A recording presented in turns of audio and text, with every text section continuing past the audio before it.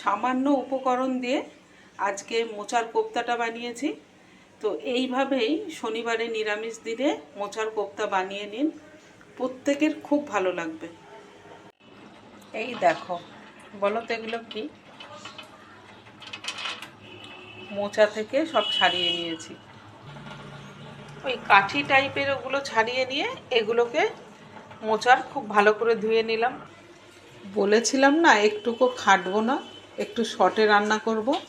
মোচাগুলো আর কাটাকাটির দিকে গেলাম না, মোচা কাটলেই হাতে কালো দাগ হয়ে যায়। তো আজকে ভাবলাম মোচাগুলো তো একদম চটকে নিতেই হবে, এই জন্য আস্তে আস্তে মোচাগুলোকেই ভেতরে দিয়ে দিলাম। একটু জল দিয়ে এটাকে একটা সিটি দিয়ে নেব। মোচাগুলো সেদ্ধ হয়ে গেছে, এবার এই মোচাটাকে খুব ভালো করে চটকে নেব। মোচাগুলো হাত দিয়ে চটকে নিলাম, আর এখানে একটু বেসন নিয়ে নিয়েছি, আর একটা বড় সাইজের আলুটাকে, সেদ্ধ আলু, এটাকে গ্রেটার দিয়ে গ্রেট করে নিয়েছি। এর মধ্যে এবার পরিমাণ মতো নুন দিলাম, সামান্য পরিমাণ হলুদও দিয়েছি। এবার এগুলোকে খুব ভালো করে চটকে মেখে নেব। চটকে নেওয়ার পর এই রকমটা দেখতে হয়েছে, আর তারপরে এই রকম বড়ার মতো করে করে নিয়েছি নিজের সুবিধার জন্য।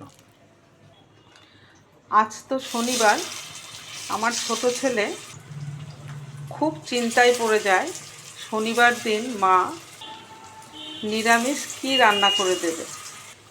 কেন কি আজকে তো মাছ মাংস কিছুই থাকবে না, আর বেচারা ডিমটাকে ছাড়তে বাধ্য হয়েছে অ্যালার্জির জন্য, যেই কারণে খুব চিন্তায় পড়ে যায় কি খাবে শনিবার দিনও।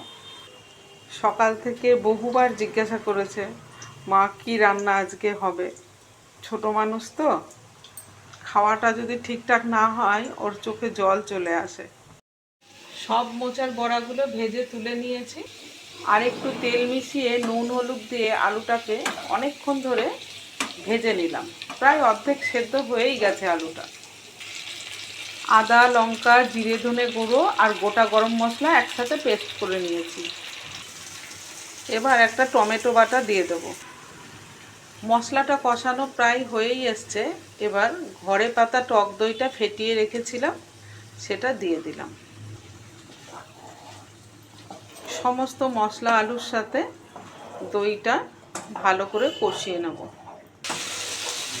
খুব ভালো করে কষানো হয়ে গেছে, এবার পরিমাণ মতো জল দেব।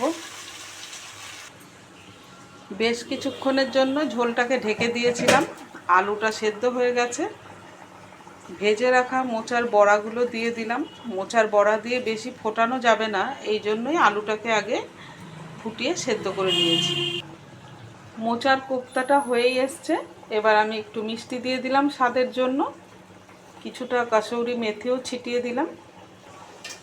নিরামিষ তরকারি, আমার তো ঘি থাকবেই, একটু ঘি দিয়ে দিলাম, 1 চামচ মতো গাওয়া ঘি। হয়ে গেল মোচার কোপ্তা। এবার মোচার কোপ্তাটা নামিয়ে নেব।